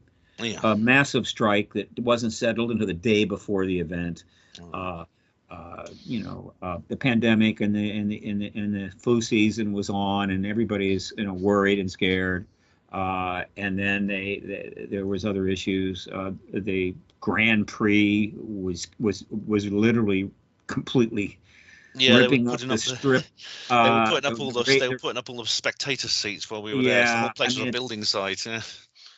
But it was it was a very interesting event. They did a and good course, job, considering. They did a very good job. I mean, it was in the Luxor Hotel, but the pyramid, kind of cool. yeah. But again, there's going to be massive conferences next year because again, this thing is going to set the world on fire. And so, look, I'm happy to speak at any of them. Give me a call. And I, hopefully let's get these conferences out of the flu season. I mean, the flu season in this time of year is going to be tough going forward. I mean, they're starting to make reports on it that we're going to have real infectious of all types of infections during this time of year. Yeah. And so it's going to be tough for people. So people fell ill. Yeah, I mean, some people fell ill in Las Vegas, and yeah. So I mean, I wasn't too well myself. So yeah, it's so maybe the spring when things are warming up. That's a good time. Spring, summer, early fall, but the height of the flu season, I think we should just stay home and watch soccer and football. That sounds like fun. Yeah. Soccer for me. Yeah. All right, Steve. Yeah, what I'll do is I'll send you a link to the video, and thanks very much for being on the show. And of course, there'll be updates, and stay in touch, and hopefully we'll have more news very soon. So cheers. Thank you very much. Yes, all right. Okay. Well, good luck with the rest. Or break a leg with the rest of your show, Steve. See you soon. Yes, indeed. Bye-bye. All right, sir. Bye-bye. Bye. And that, of course, was the irrepressible Stephen Bassett. It's great to have him on the show again. Now, you may have noticed I made a slight change to my little studio area, like fake shot here, because of course it's easier to just put a fake background than do things in my own studio area. But it is literally it's just a photograph I took recently of what was my studio area. The reason I made a little bit of a change is because you may notice. Here we go. There's an extra, so you can't, my hand disappears when I try to point to it, but you may see just behind the Trump hat, it's one of the stickers from the little alien. I've added it to my studio area along with the crop circle, the Boris t-shirt, and the Boudica picture. So there you go. That's nice, isn't it? All right, so let's have a look at some of these documents that Steve was talking about. I couldn't show you them while we were broadcasting, but I will show you them now. Here we go. And this is actually the UAP amendment. This is the amendment we're talking about in the Senate of the United States. Title: Unidentified Anomalous Phenomena Disclosure. See, there we are. It's I mean, this is pretty much, it's odd that like I said to Steve, that politicians talk in such a candid way. They normally dress up whatever they're trying to say in confusing double talk and long meaningless words, because it's designed to obfuscate, confuse, and to trick. But this says Unidentified Anomalous Phenomena Disclosure Act of 2023, UAP Disclosure Act of 2023. I mean, anyway, this is 64 pages. You can get it off the you can get it from the U.S. Congress website if you want. There's the little URL up there, you see. But it goes on. I mean, I haven't read all of this. But Steve has done so we don't have to. And he's produced this little summary, this little guide here. As he said, it's all very interesting. And maybe if I read through it all, it'd be interesting for me too. But here you can read just the areas he's highlighted in red if you like, and you can actually, you don't have to. It's obviously very, very small print, but you can expand it if you wish. It's quite easy to do. So there you go. So that's that. And this, of course, this is part of Steve's website here, Paradigm Research Group. There is a link in the show notes. There's a link in the description box to that. And this is then you see Hollywood Disclosure Alliance, and this is his press list. These are the articles, as you see here: Sun, Daily Star, Mystery of UK's Roswell blown wide open. I mean, it's the headlines are bloody awful, but yeah, this is very interesting. This is actually refers to the thing that Mark Ollie came. This is the thing that Mark Ollie came up with. If you remember Mark Ollie and these little pieces that he picked up, what happened was in Evans spotted a strange object sprawled across his farm in Llanilla, Wales. A strange flying craft, and these are the pieces. And indeed, you've seen some of them because we met Mark in Blackpool, if you remember. And he showed, he's got some of these on display. This is infested with ads, this page. There's lots of other things. There's David Grusch there, and some nonsense about time travel. But yeah, anyway. Dubbed the Welsh Roswell. University Chester lecturer Mark Ollie. Yes, there's a video about that you can get. In my view, this is, as I said in Blackpool, this is some kind of, I think it's probably some kind of experimental aviation project. But there's the Metro here. There's the debrief. There's lots of there's the U.S. Sun. Oh my goodness me, the Americans now have the Sun as well. You poor things. It's actually spread across like a disease across the Atlantic. Oh dear. India Today. It's all over the world. The Daily Fail, of course. Yes, you've got to have that. More about the Daily Star. The Independent, or the Dependent, as I call it. Daily Wire, of course, or the big black cock. Yes, we've always got to have that, haven't we? Hindustan Times, they're onto it too. Well done, guys. Vice, yes, of course. Aviation Week. It goes on and on and on. Definitely goes on and on and on. But that is Steve's. That's basically his press list. So you can read through those at your leisure. As he said, there's a huge amount of material on there. So anyway, some of you may know that some of you who read UFO Truth magazine may know that I did ask the question: does America have to be the disclosure nation? And this entire conversation tonight, and indeed the whole UFO disclosure issue, has always been centered on the USA. United States of America has always been the center of this. Indeed, from Kenneth Arnold, the first publicized UFO report, Betty and Barney Hill, first alien abduction. Of course, both these things were not the first. They were the first when they happened. They were the first to be publicized. They were not the first that happened. The UFO phenomena revolves around the US, and this is probably because of the Cold War, because the modern UFO era roughly began at the same time as the Cold War, in which the USA basically led an entire hemisphere of the world against its socialist rival centered on the Soviet Union. In fact, the word superpower was coined around that time to describe these two nations. Today, we live in what they could call a multipolar world. There's not two superpowers. There's no bifurcated Earth. There are about 4 or 5 nations that dominate world affairs, and each one of these nations has a second tier of hangers-on, 7 or 8 of them or so. But the United States is still influential and powerful enough to be one of these poles, and it excels at military force. It dominates the world in that respect still. But the status of America has not changed since the end of the Cold War. But it doesn't have to be the disclosure nation. I mean, Steve will say this, actually, and I've discussed this with Steve many times. Other nations have been involved in this. There's been hearings that have taken place in other places, like Brazil had a hearing. Mexico, of course, as we described. I'll say a bit more about that in a minute. And there's many opportunities, I think, for other nations to be the disclosure nation. There are many opportunities, and in fact, I think that's a good thing, because it provides the US with a bit of competition, a bit of healthy competition to spur them along. I personally think Russia is likely to be the disclosure nation because it has the least to lose of all the major poles. It's already a pariah since its military action in Ukraine, which the international community has condemned. As you know, I have different views on that, but most people disagree with me and think that it's basically big bad, Russia bad, Ukraine good, etc., etc. And of course, there was the incident with Dmitry Medvedev, where he said, along with the briefcase of nuclear codes, the president of Russia was given a special top secret folder with all the information about the visitors who have visited our planet. Yes. And now Medvedev, of course, had a microphone attached to him that was working, and he'd forgotten. I don't know. I think maybe he didn't forget, and he was actually knew he was being overheard and wanted to give out a little hint, a subtle message, a warning that Russia has the capability and the will to carry out unilateral ET disclosure if necessary.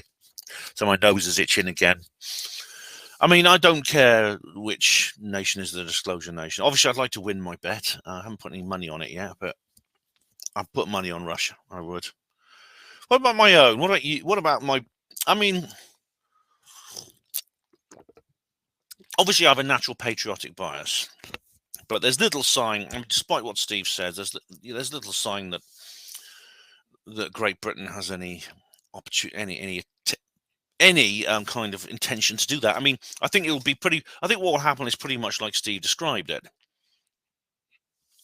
Biden or whoever's actually president will do the little disclosure speech, and then Roland Rat here in Downing Street will just react. He'll just say, "Oh yes, I always knew you all along, and I was going to tell you, and I always said they were real, didn't I?" Things like that. But as I said, look to the smaller countries. What about San Marino? This is a tiny little enclaved nation, 23 square miles. It's enclaved by Italy. They've had a big major UFO conference there in this tiny little place. And of course, who can forget the Gary Initiative in Grenada? I've talked about that before. Yeah, I think there's a bit of healthy competition from other quarters is good, because there's been a bit of a tortoise and hare situation. It could be that some Americans in the administration think it's their kind of birthright to end the truth embargo. It's a delusion, I think. And I think it's a good idea if we get rid of this idea that the entire advocacy process has to be on that, there in Washington. Because these frustrating periods of stagnation we've had to endure between various hearings and reports and, news stories that regularly disappoint. It is a tortoise and hare thing. And maybe the pro-disclosure Americans on the inside feel they can take their time because they have, because they're the only people who have any right or ability to disclose. They have no rivals, so they can drag their heels a bit. A bit of healthy competition would break that. It would kick them out of their indolence. When faced with the possibility they might be overtaken by a foreign player, it would spur them into action, inject a dose of urgency. Yeah, because we've been waiting a long time for this, haven't we? So yeah, don't keep us waiting too long, guys. Yeah, get moving, minds. Get moving. Now, there's this thing called the aviary. I don't know how many of you have seen it. I'm just going to give you a bit of extra disclosure news now about what's been going on. There's and I did a review of this on Panmo Voice. Well, things I'm going to talk about now are mostly. All right, guys, here it is. I found it. This is it on YouTube, basically. Aviary, the disturbing truth about UFOs. I won't show you this whole thing, but you can go and read this on. It's on a channel called Digital Vortex. I have thumbed it down, as you can see. But I'll tell you a little bit about it. This came out in August, just after the hearing that we talked about, and it's very good on a technical level, well edited, good script and stuff. And the opening line is, "There is a true story of a counterintelligence operation to propagate a modern myth," and you can probably guess where we're going with here.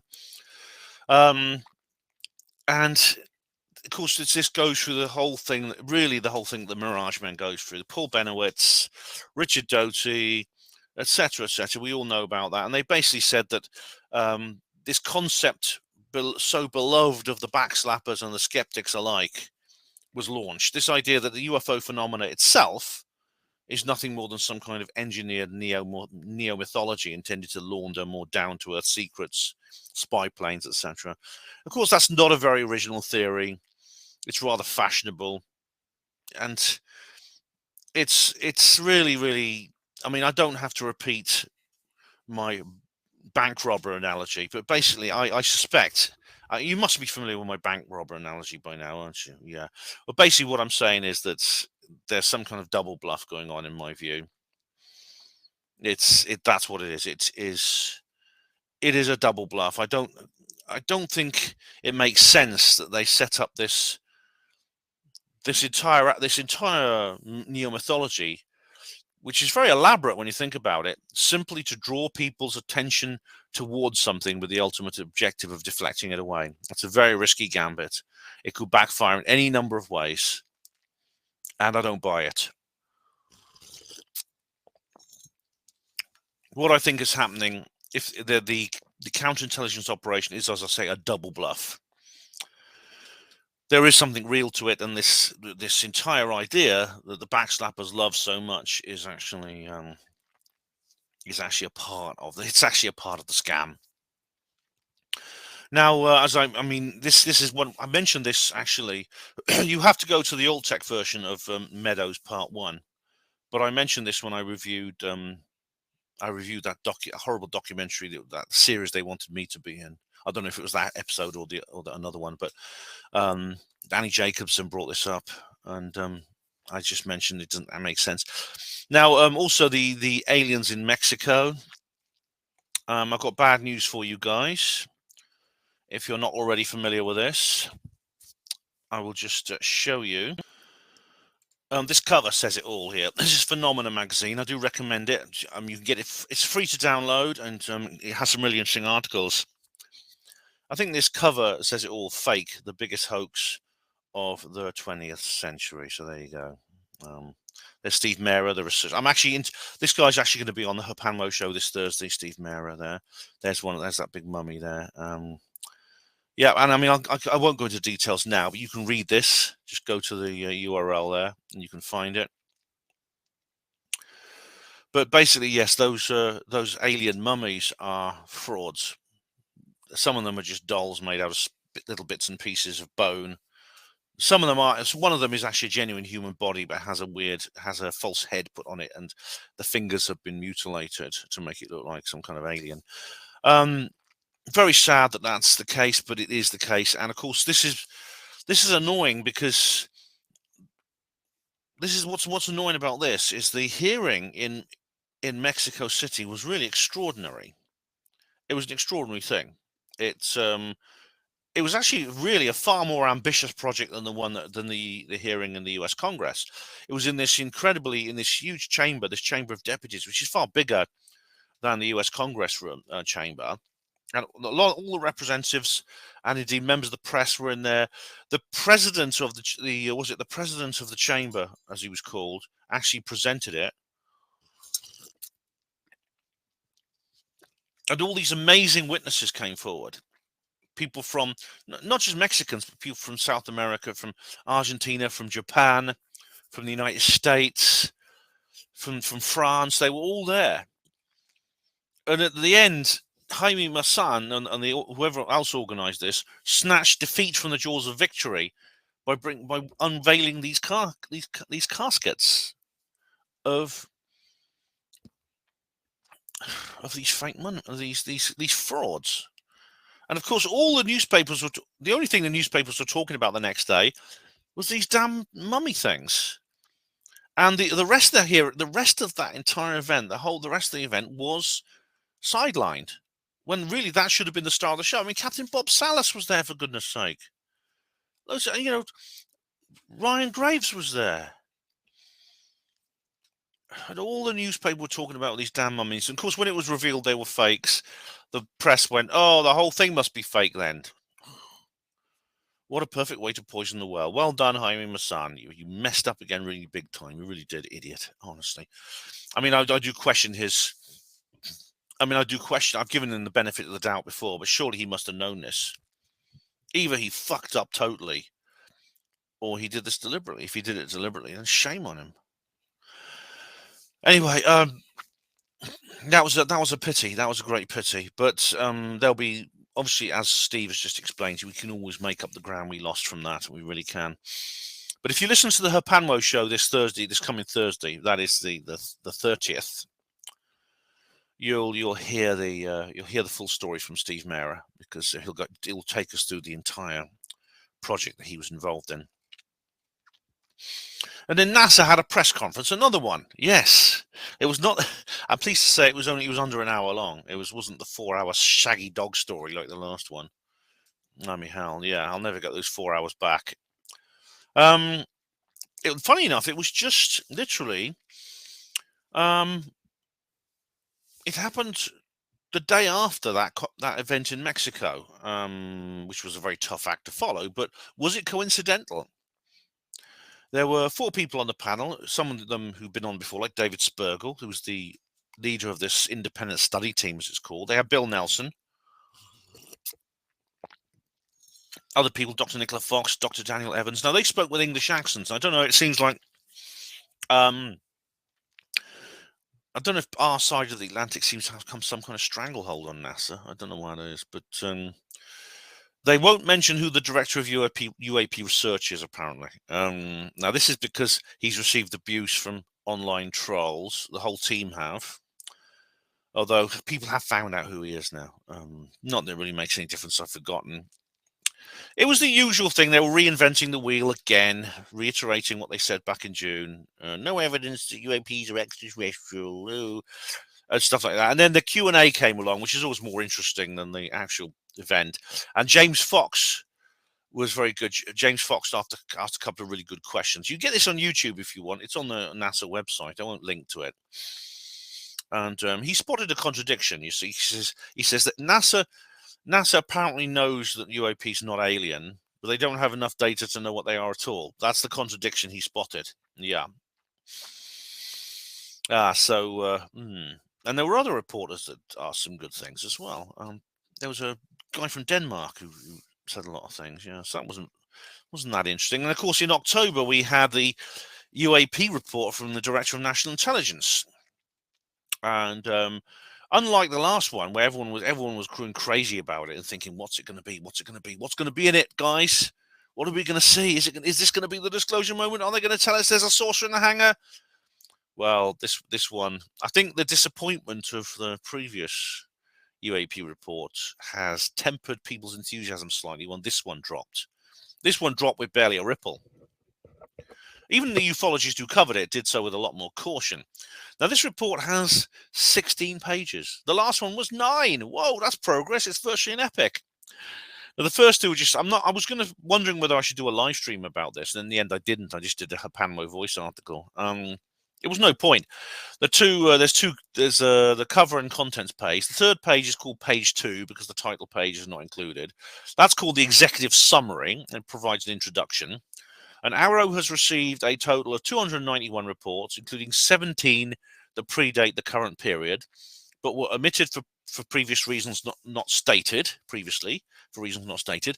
Page 3 is an overload of page 2. There's only 4 lines on it, and the rest of the page is blank. Good job it's an electronic document, or I'd say that was a waste of trees. Maybe that's just how they do things on ODNI paperwork. But if it sort of pads things a bit, it makes the report look longer than it is. Pages 4 and 5 just repeat information from previous documents or the previous pages. They announce there's a US bias in the geography of reported encounters, which is hardly surprising considering Arrow and its partners are American outfits. Page 6, now that's quite interesting. It displays a pair of pie graphs breaking down the categories of reported encounters, and there's a surprisingly large number of spherical objects, when in previous civilian UFO literature, the shape of the object is quite rare. I mean, I saw a spherical object, but generally it's quite rare. Only 1% were triangles, 2% disc-shaped. Now, that's odd because the triangle and the disc are some of the most common morphologies seen by the general public. Now, that might not be just a simple census. And this is the most interesting part of this rather unimpressive document. It could be Arrow has access to sensor data unobtainable by civilians. So it could be that discs and triangles habitually fly at lower altitudes or in more populated areas where military sensors are less effective and not deployed. And yet civilians are more likely to see them. Now, 53% apparently are not reported. I don't know what that means. So it could be that, the discs and triangles actually appear in places where ordinary people can see them. Yet military sensors, which generally deal with higher altitude, you get like the spheres and things like that up there. Maybe that's the thing. There's a line graph of altitude distribution. Now, we saw this with Sean Kirkpatrick did his hearing. The most common altitudes are the 20,000 and 25,000 foot level. That's below the cruising altitude of commercial jets, but higher than most mountains. And there's a little blip at the 60,000 foot line, just 1.4%. Now, that was probably caused by object gate. In terms of geographic distribution, there's a US bias, but there's a hotspot in the Persian Gulf. That's probably just caused by because the US is most active there. But funny enough, there's another flap in the region of Korea and the Yellow Sea, and that might be because Japan and South Korea have a kind of special relationship with US intelligence. On page 8, it states there's been no examples of health problems connected to UAP.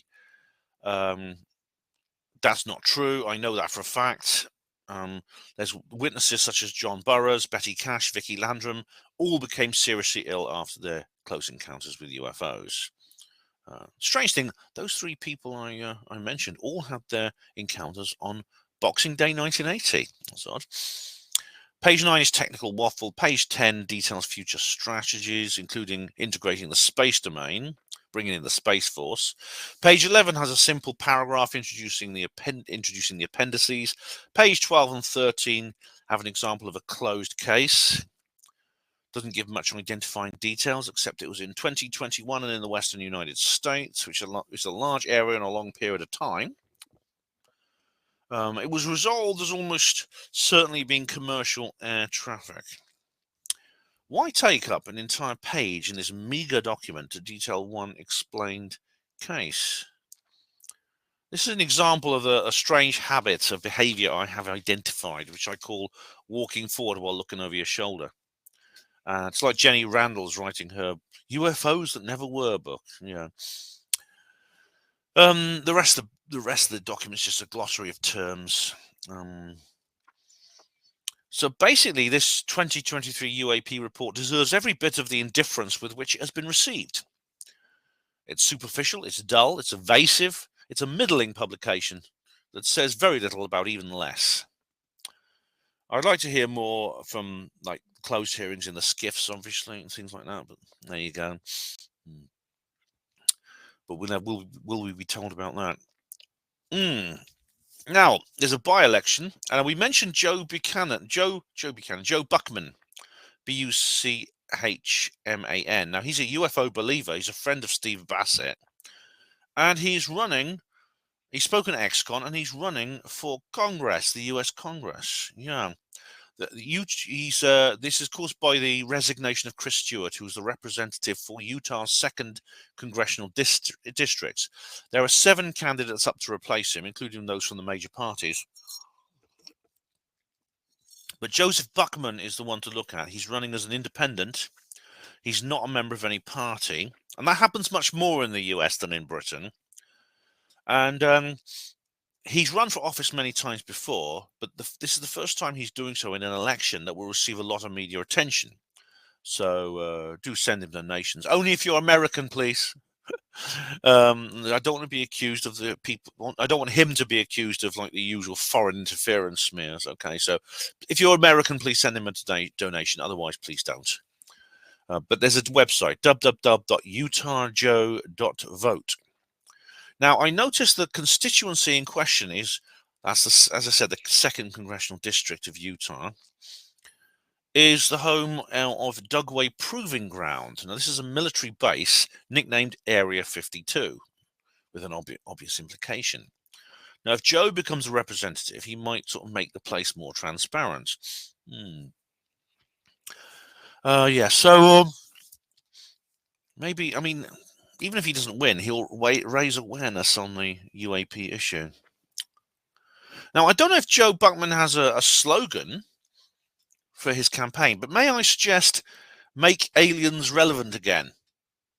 I'll design some hats. Now, if you read my book, Roswell Rising, a novel of disclosure, available right now, all good bookshops, price £10. The main character is a government official, but one day when he tries to find out information about the UFO incident, he discovers to his shock how limited his authority really is. How much contempt the military-industrial complex regards him with. Now, something similar has happened in real life. You may remember that there was due to be a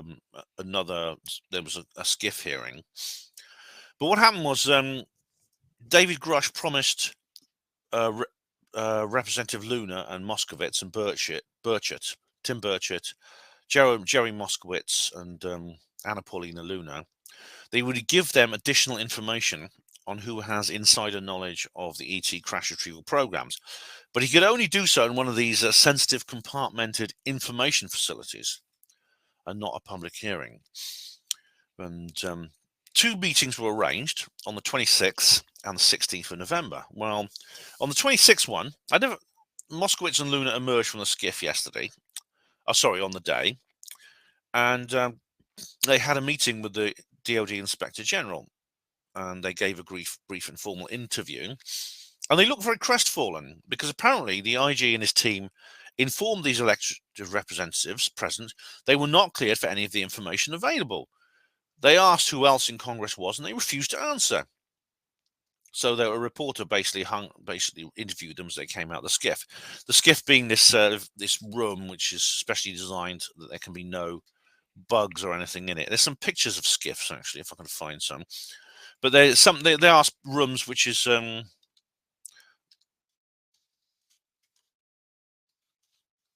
we are.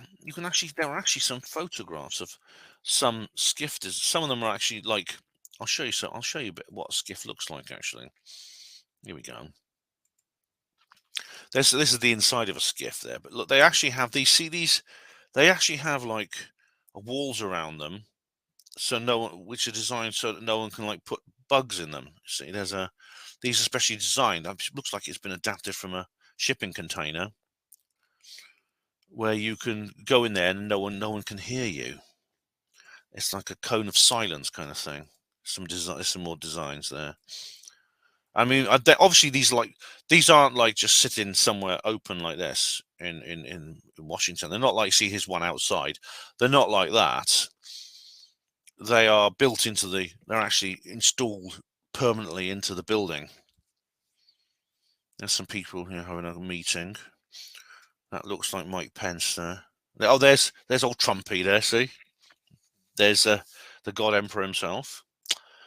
So that's an example of a skiff there. Anyway, they basically were brought in there and just told, we can't answer any of your questions, and they just went out again. Now, the reporter who actually interviewed them, and I don't know what happened on the one on the 16th. I mean, this was just after I got back from Las Vegas. I was sort of just jet lagged and sort of like working on my editing. I didn't actually look into it, but what they found out was that a few minutes later, a line of 5 men also emerged from the skiff. Now, John Greenwald Jr., who's an absolute workhorse in this business, he found out that one of them is the Honourable Robert Storch, that's Storch. He's the DOD IG. And the others were identified by other people on Twitter as members of his Oversight and Legislative Affairs team.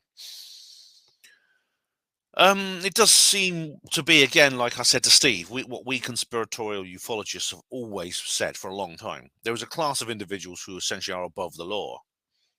So, yeah, deep state. What else do you call them except for a deep state or Illuminati? What's wrong with that term? Yeah.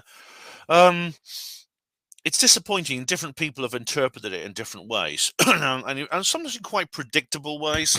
Mick West said, another hyped event fails to produce the goods. If this classified briefing on UFO whistleblower Grusch was pointless, with nothing new, then maybe that's a clue. Maybe some MI military industrial complex shenanigans. They will claim cover-up, but what if this was simply no ET to cover up? Well, that's something of a circular argument, as usual. Mick West is not the logical genius he thinks he is. But his belief system compels him to run with facts much further than he should. Now, the backslapper community is like they were just like rolling around on the floor in vainglory. Stephen Campion, for example. But there's no justification for a case closed situation here. Because as I said to Steve and I were talking about this. Why would Chuck Schumer be doing this if there was nothing to it? And here it is. This is Steve's tweets. These are here are the House Armed Services Committee. This is the Senate Armed Services Committee. This is the Senate Intelligence Committee. There you go. And House Intelligence Committee. So you can go to Steve's. There you are. Just go to the Paradigm Research Group on Twitter. As you said, Steve, they want people to follow Steve. Steve wants people to follow him, so do please follow him. and you can make it rain on Washington yet again. So that's the situation of UFO disclosure at the end of 2023. Now, what's coming up next? Well, will there be another UFO disclosure video this year? I don't know. It all depends on what happens.